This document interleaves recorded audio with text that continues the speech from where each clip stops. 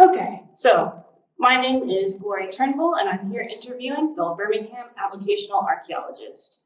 Today is March the 2nd, 2021, and this is part of a series of oral history interviews with CoBALT, the Coastal Bend Archaeological Logistics team. So, to start off, when were you born, Bill? I was born in June 4th, 1936. And were you born here in Texas? Port Lavaca, which is about 25 miles southeast of Victoria on the coast. Mm-hmm. I moved here when I was 2. At least that's what they tell me. So have you lived here your whole life? My whole life, exception of the military and vacations going all over the country. So, Right, so what role did you take in the military? I was in the engineers and the armor division, and our main goal was to build bridges across rivers and streams as the armor division was moving forward on tactical maneuvers or whatever. And we'd build bridges across rivers with pontoon bridges or the Beatty Bridge, which is not used anymore, I don't think, but that was back in 1960. And the Beatty Bridge is a fixed bridge that would go across the stream. And so that was my main. I was a specialist third class, and I had a power boat, which is 27-foot boat. It was just like a tugboat almost, and I would maneuver the bridge parts across the river as we'd assemble the bridge as we go across, and also floats or pontoon that would hold one tank at a time, and I would take those across from one side of the bank to the other side. That's about my MOS, they call it. Right. So were you ever formally educated?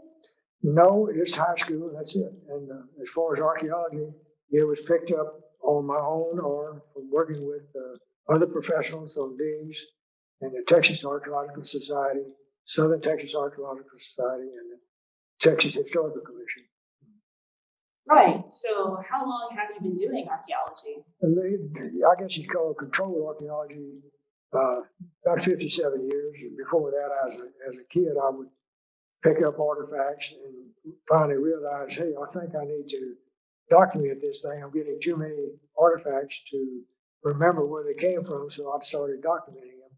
And that led to Dr. Hester and other professionals in this area and all over the state, really.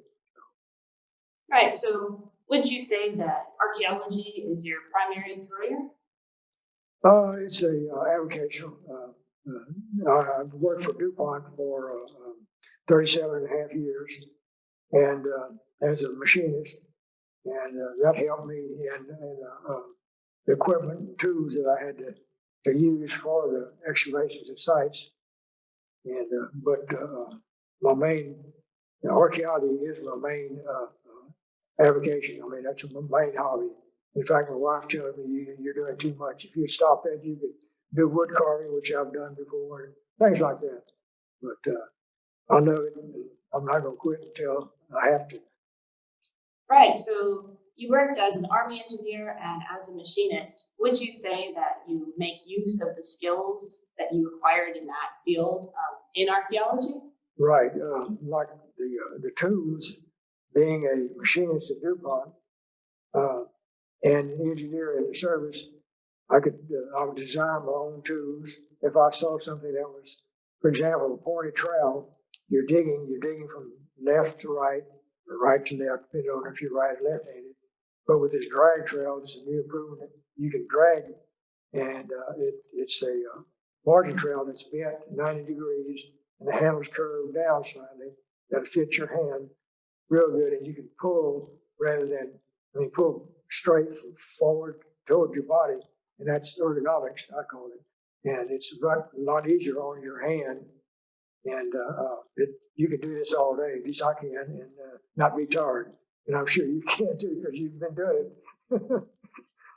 Yeah, so you completely came up with and prototyped and, created that tool basically? Right. It was another guy had made it similar to that, but I've made special tools that I've got tools at the house that, as a machinist, I made that before I would have to do it on a lathe. but now I can do it just by with a drill. And I've got special jigs and tools that can make all these special tools. And dirt scoops, I make those out of old road signs, recycled road signs. So don't throw anything away. You can always use it for something. Yeah, it seems like. So you mentioned that you've been informally doing archaeology for basically your entire life. Do you remember what initially got you interested in archaeology? Originally, as a kid in Boy Scouts, we would have these powwows at night, and it was dark, and they'd try to scare us to death, where the scoutmasters would.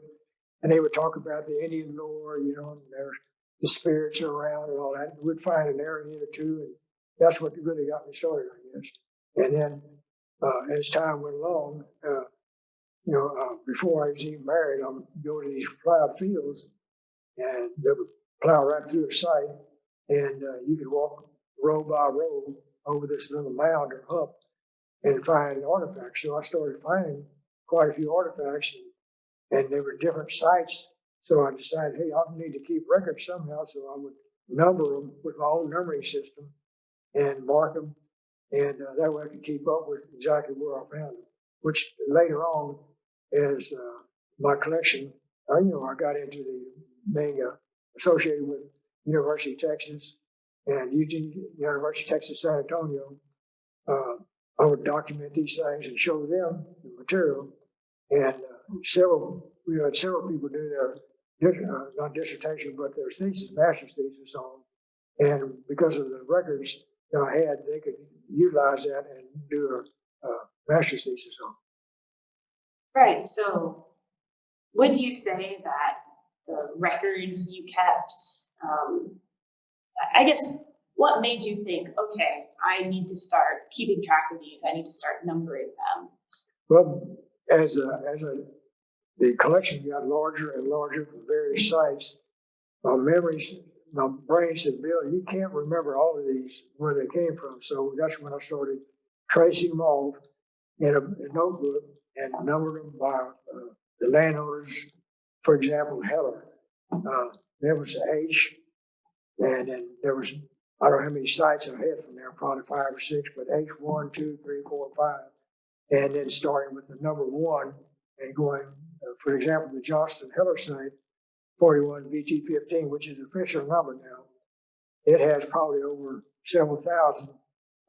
With my collection, Smith Smithlands and Ed Oaks, we got those all together, and they're here at the museum now.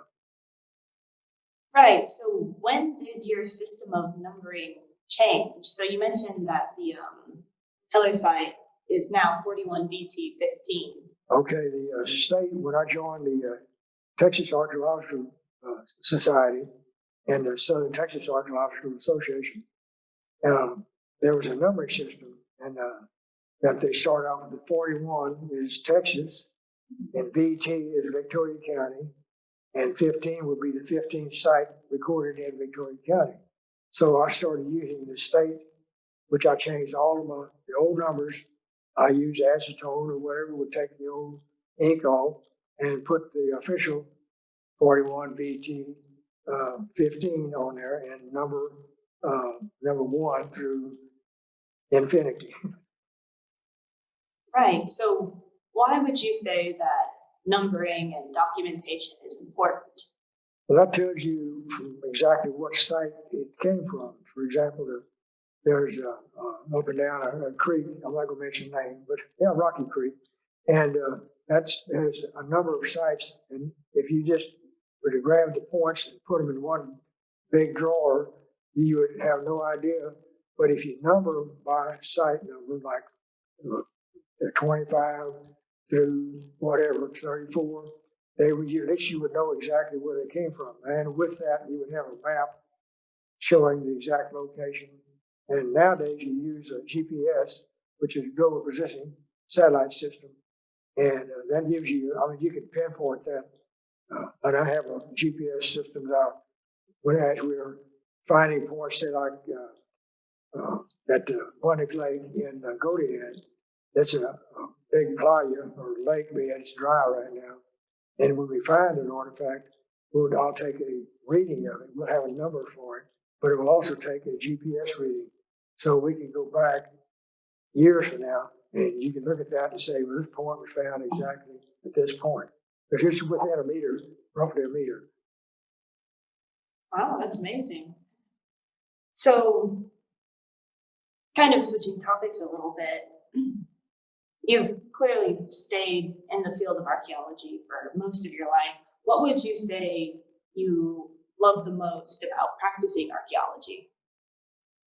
I guess the most thing, I mean, is finding an artifact, especially paleo, which we are working on now on the McNeil site. You find a pristine paleo points like a Golondrina or St. Mary's Hall. Those points are just rare to find a site that has just paleo material in it, which we are in a zone now that we are finding paleo points. And but that to me is really a unique thing to have actually a point that's 10,000, roughly 10,000 years old, plus or minus 500. And another thing that I really love is pottery. I like to piece together pieces of pottery from, there's Lynn Lake, 41 VT 80 and 81, 82 and 83. There's been numerous sherds found. And over a period of 27 years, I found one portion of it. It was the base, and I glued that together. And then 27 years later, I found the rim and immediately recognized the slip and the interior of the pottery. And it turned out to be a Rockport crenellated rim, inside black and white Rockport pottery. So, and that was, to me, that was really unique to find that. And there's goodness knows how many more pots are out there or pieces that we have in the museum now that belong to that. And in fact, we intend to go to Land Lake as soon as I can get permission from the landowner again. Yeah, so would you say then that your pottery construction is one of your sort of proudest discoveries, or the thing that you're, I don't know, most passionate about? Yes, I love piecing together pottery. In fact, I had a members pottery, not a member, but a Constance Grande pot from New Mexico. Guy that lived there and had found a lot of this pottery, and he gave me this particular pot. And I was gluing this thing together. It had 150 pieces, and I was out in my shop, and I was assembling this thing piece by piece. You had to lay them out before you started gluing, because once you glue, it's too late. And I was out there, went out there about 6 o'clock.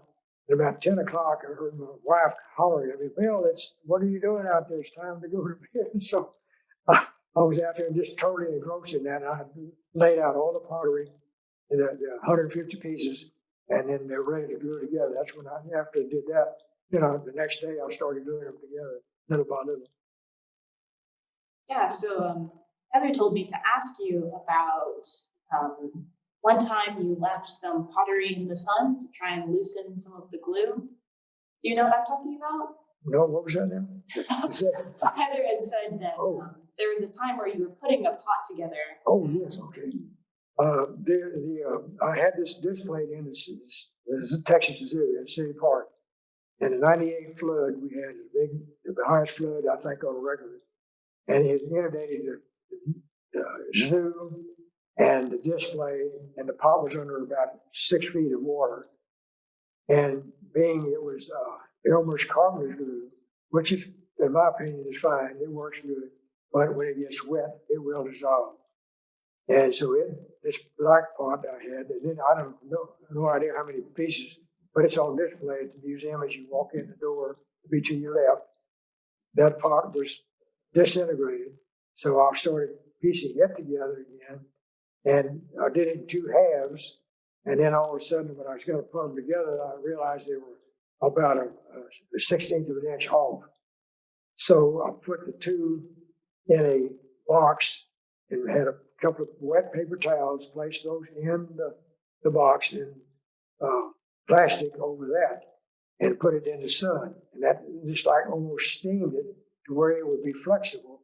And I was in the backyard, and all of a sudden I said, oh my gosh, I forgot about that. So I ran over and got them, the two pieces, and they were flexible enough where I could put them together, glue them together at that time. So that was a unique, almost messed up, but I left them in there just long enough to, they were pliable, I could bend them, the two halves went back together.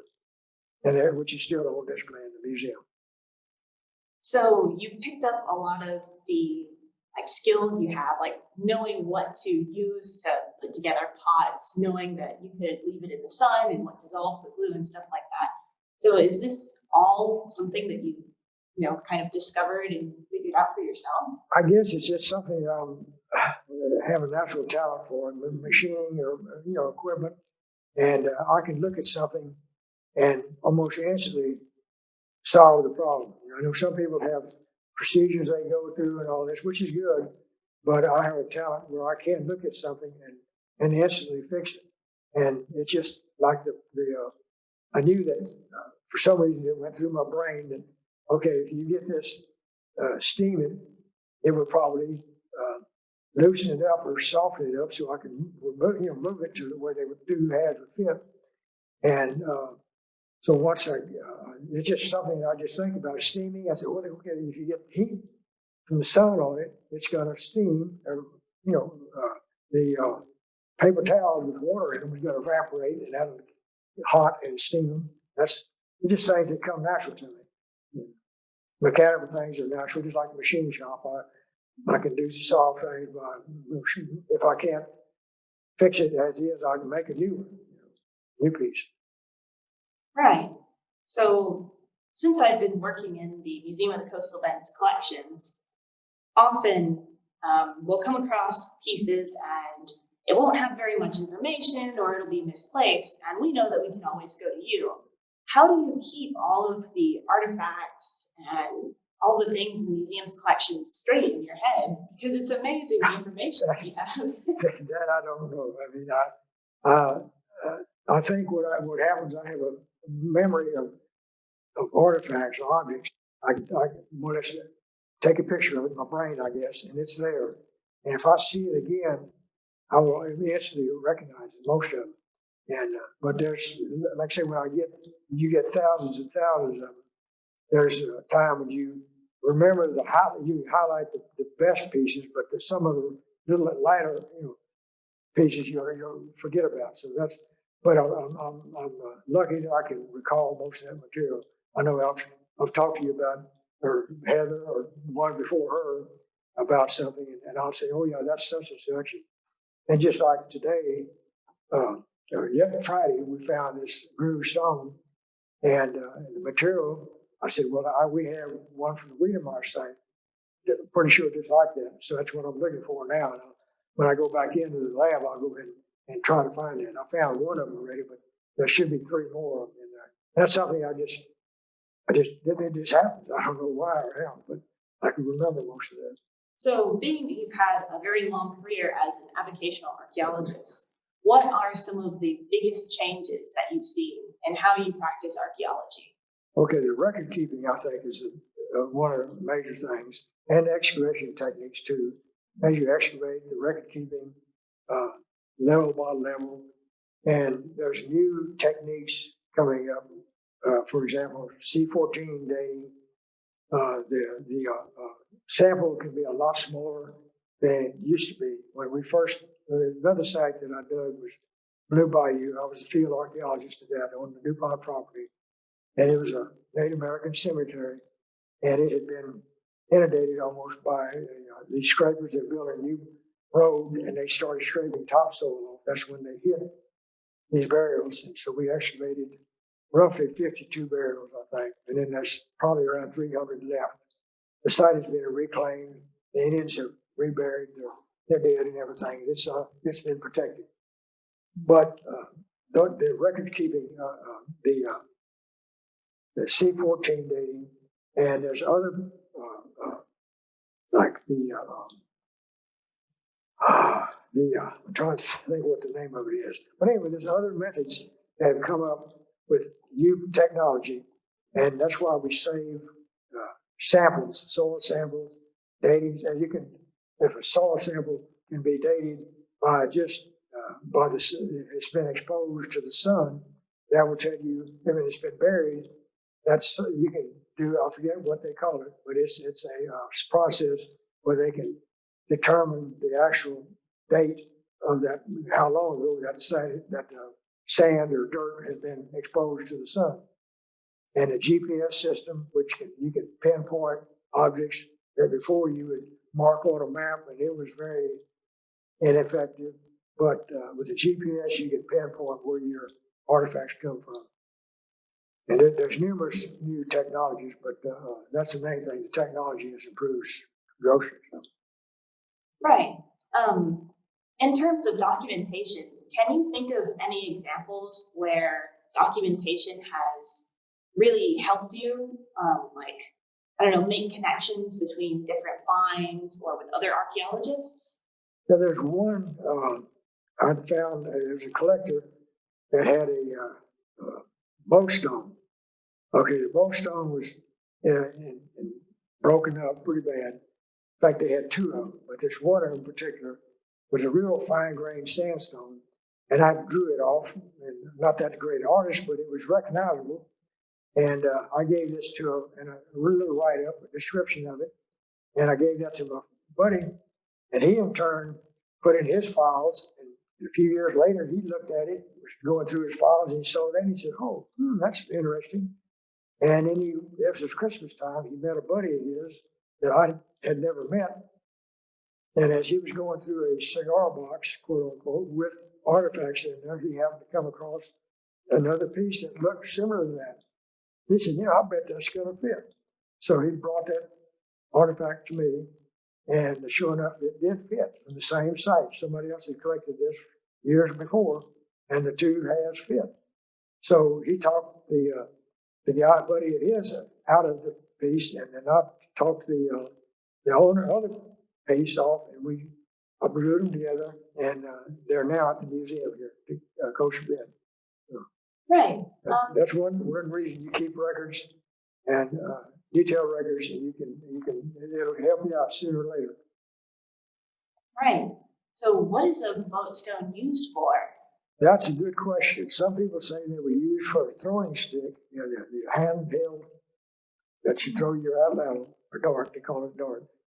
And with the weight on it, it's like a flywheel. It's extra weight, and once you get this thing moving, it's a motion that carries that motion through with extra force. And that Atlatl with this throwing stick is more or less an extension of your arm. And the longer, up to a point, you can get, depending on the person, if a person like myself is 5'6" roughly, and you get a person that's 6'2" or 3 and has an arm length almost twice as mine, that individual and weighs more, that individual can throw that dart much further than a smaller person. Right. And you mentioned the Atlatls, and is it correct that you did some experimental archaeology and created some Atlatls yourself? Right, yes I did. And I made quite a few of them. And I would make the foreshaft is a sharp piece with the point stuck in it, and it has a taper, and you have your long main shaft, which is usually 5 foot or so, a little longer. Some of them are 6 footers, but out of a flexible shaft, a little tree like a flexible limb or branch or whatever you want to call it, a shoot. And when you throw that limb will actually literally bend, or the main shaft will bend, and that stores up energy, and as it goes, it will flex back out and give it extra motion forward and impact energy. And I've made them out of flint before, but the trouble is when you throw those, they will break, and that's why we find so many broken points in these sites, because when they hit, and you can imagine that sharp point, it's the ground or a rock or a tree or even the animal, it's going to break. And so that's what we're finding in sites, because once they break, they have to regenerate another point or reshape that one, reshape it. And but that's I lost my train of thought. That's all right. That's, no, well, you asked a question again, because I there was something that I was gonna, That you have. So you mentioned the Atlatl, and to my knowledge, you've made a few of them yourself. So how do you go about that sort of experimental archaeology process? okay, the way I started out with those, there was a publication in Texas Archaeological Association, Society, excuse me. And the guy had a drawing of one, and I got to looking and then reading up on them, and there's so many different throwing sticks that some of them are solid, some of them are flexible. So just like I explained before, when you throw the Atlatl, the shaft itself bends, the bows, and then your throwing stick, it actually bows. So the two combinations, when they're both of them are tipped up bows, and when they get to the end, that releases, both of them release at the same time. That gives it an extra velocity and thus more impact when it hits something, and more impact energy. So that's basically, and I even tried at one time. I was, looking at the breakages on some of these. You find the base and the impact energy on the front of the point broken, and you'll have a flake scar go back, or a burn spall, they call it, and or burn. And I was experimenting with that with different angles. I'd throw in a 45-degree angle or this or that, up and down. I'd stand on the ladder and throw it. And I said, you got to think, well, wait a minute, your target could vary too. So I started angling the target at different angles. And then I said, well, really, it just proves that it could be that, but you don't know what the target was or what could be on the ground. And you could hit it straight on, or you could hit an angle. Who knows what? I thought I would find a pattern on the breakages of the impact energy, but I couldn't come up with a conclusion on it, so I just quit. But I have made quite a few analogies, and they're fun to do. And I made some for the museum. In fact, I made some for the real small kids. But to come to find out, the kids were not coordinated enough, the little ones, to throw them, so we just disbanded that. Yeah. Right. So are there other tools that you've made? Okay, I've got a theory on the clear fork gouges, or tubes, they call them. Some people say that, I don't have one that I can show you the actual, but some people say they were used as making canoes and woodwork, which that very possibly could be. But what I'm seeing at the McNeil site is all of the broken golden granites, same as halls we have, that they've been broken, alternately beveled, reshapen, and then broken again, and then maybe discarded. And that's an awful lot of broken points, and either they probably going to lose some darts themselves in long spears and the foreshaft.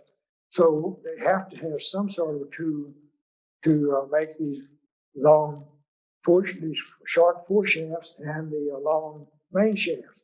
So we're finding clear fork tools and scrapers. And so I figured the clear forks were used as a plane. And my idea is that if you have the long shaft, if you cut this little tree down, you have to take all the bark off, you shave it down, get the knots off. And if you use a clear fork, you notice a clear fork has a radius type, and it's real steep bevel.